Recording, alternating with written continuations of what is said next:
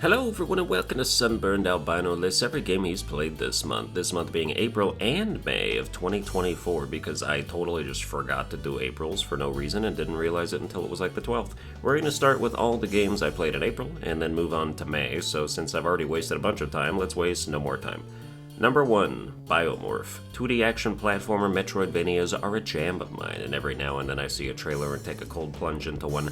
Biomorph is the latest example, taking some cues from Hollow Knight while adding a transformation mechanic where you can become your enemies and use their abilities for combat or traversal.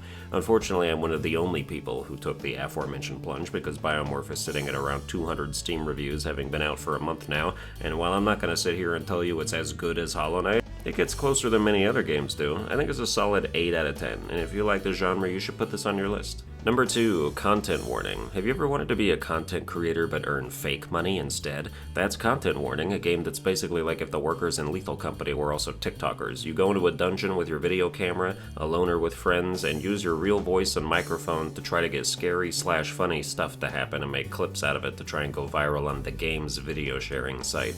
The game is as entertaining as you make it. Hilarious hijinks can certainly ensue, but there's also an underlying pressure to deliver, and overthinking about how you're going to present shit could stress you out.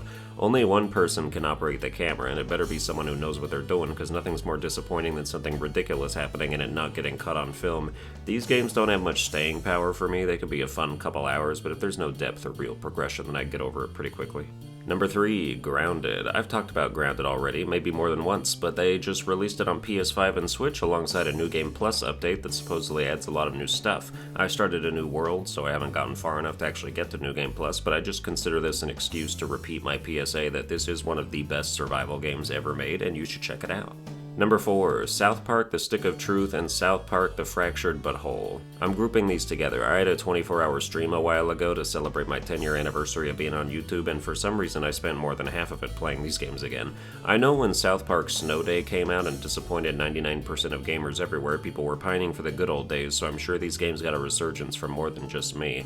The last time I played either of them was probably 10 years ago, and I think Stick of Truth has aged the best. The combat is great. Everything is powerful, though damage over time effects are broken in a super fun way. I love how the town of South Park is this comparatively tiny open world, but still satisfying to explore. I want more games to give me a neighborhood to meander through instead of a whole ass continent. One thing I forgot about these two South Park games, and I guess South Park in general, because I've been catching up on modern episodes and they aren't as egregious with it as they used to be, is I forgot how absolutely fucking disgusting they are. I don't just mean poop and fart jokes, I mean, oh, let's shrink ourselves and go spelunking in Mr. Slave's cum-soaked anus, or fight tiny gnomes on the bed underneath our parents' fucking while dodging our dad's ballsack.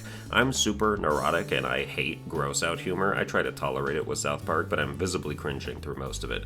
And that's just Stick of Truth. Somehow I memory hold Fractured But Whole, because I got to the section where your elementary school character gives a lap dance to an old drunk guy and farts on him the whole time, and it has its own goddamn minigame. Stick of Truth was made by Obsidian, the people who made Fallout New Vegas and Grounded, coincidentally, and it's a quality game that's just fun all the way through, while Fractured But Whole has Ubisoft written all over it. You can tell it's a Ubisoft game literally 10 seconds into it if you play the PS Plus version with all the DLCs pre-installed, because you will spend the first 90 full seconds just redeeming unlocked costumes and gear one at a time until you want to blow your brains out. When I first played it back in 2017, I didn't know enough to give a shit about who's making the games, but playing it immediately after finishing Stick of Truth, I did notice a drop in quality. It just feels less like itself. I still like the new combat, but I felt very underpowered compared to the steamrolling I was doing in Stick of Truth, plus they added gear score and power levels and shit, and it was just kinda lame. Number 5, Stellar Blade. You can watch my Game Graph review for more detailed thoughts, but Stellar Blade is a decently good and fun game that's pretty to look at, other than 70% of its runtime taking place in either a desert, a wasteland, or a sewer. I know post-apocalyptic locales aren't meant to be glamorous, but can't we have a mission at a resort once in a while? The combat starts out good and remains that way despite getting mashier later on with your beta and burst skills being the only things that do any damage and not much at that. Bosses start to feel super spongy towards the end and can really put you through the ringer. This game had tons of buzz leading up to release, both positive and negative, but it emerged from the controversy a pretty good game. Nothing spectacular, not incredibly worth the hype on either side. Essentially, Stellar Blade is a game that exists, and if you play it, you might have some fun. So those are my April games. Now let's move on to May, starting back over from 1. Number 1, Another Crab's Treasure. It's Dark Souls, but you're a crab. Dark Souls but, as a subgenre, is always appetizing to me, no matter how random the skin. Dark Souls but it's Pinocchio won my Game of the Year last year, and Dark Souls but you're a crab is a decently made game that's fun to play when it's not actively pissing you off. I found this game so fucking frustrating at times, getting one-shot by snipers, or stun-locked by electricity, or killed through walls, or stepping on invisible traps, or getting grabbed by unreactable attacks wears you down after a while. But even though the fun to frustration ratio of Another Crab's Treasure is a bit off-kilter, you still eventually slide into that groove where everything makes sense and you're progressing at a good clip. And the game also isn't afraid of letting you become OP as all hell in multiple different ways, which creates an immensely satisfying payoff after a sometimes infuriating build-up. The combat can feel stiff and jerky, but I love the idea of popping in and out of different shells that have different defensive stats and grant different magical abilities, like a banana peel you can eat to gain health, or a tennis ball you can roll around in, or a knight's helmet that's virtually unbreakable. The creativity is terrific, and that gimmick is definitely the best part of the game. Number 2, Kebab Chefs. This game is in very early access, with bugs everywhere you turn your head, but even though it looks unassuming at first, and the concept of starting and running your own restaurant has been done by 100 other games, there's something about Kebab Chefs, specifically in multiplayer, that's just satisfying. Unlike many other cooking games where creating a dish is either a series of static QuickTime events or just combining a few ingredients without doing anything, Kebab Chefs takes a very involved approach. Want to make a grilled beef dish? First go to the butcher shop and buy ribeye, then head across the street to the grocer to get tomatoes and parsley. Bring that back to your station, plus kindling materials to activate your grill, then slice the ribeye into 2 pieces with a knife. Put both pieces on the grill, flipping halfway to make them cooked on both sides, alongside a tomato to grill as well, then take everything off, chop the grilled tomato, put a grilled ribeye piece on a plate with the sliced tomato, top it off with 2 tufts of parsley, and be sure to serve hot. That's all to make one dish, the first dish you learn how to make, and it only gets more complicated from there. Kebab Chefs is a zen game. Even in multiplayer, there will be plenty of silence as everyone focuses on what they're doing and makes sure they're following all the steps to the letter. You serve customers, level up your dishes so they bring in more money, design and decorate your restaurant with furniture and kitchen tools, unlock new recipes, and keep it all going. I have no idea what's coming in early access, but it's already engrossing, though I don't recommend single player because the workload will probably give you a heart attack on the job. Number 3, Animal Well. I've still only really scratched the surface of Animal Well, but everything I hear about it is raving praise. A mysterious Metroidvania puzzle game with no combat that tests your solving skills to their absolute limit. There's not much in the way of progression, it's pretty much puzzles for the sake of puzzles, but it is absolutely stuffed full of them, and if you're looking for a real completionist nightmare challenge, this is the game for you. Number 4, Wuthering Waves. Wuthering Waves is like if Genshin and Genshin had a baby and named it Genshin. It's a Genshin clone, from the art style to the open world to the general gacha structure, but in this house we don't denigrate clones for being clones because some clones are incredibly good games like Immortals Phoenix Rising or Lies of P. Wuthering Waves is probably not one of those games. It's alright. It definitely improves in some areas, like the combat feels sleeker and deeper with a new parry mechanic, and exploration is improved by the ability to sprint up walls and use a grappling hook in certain places.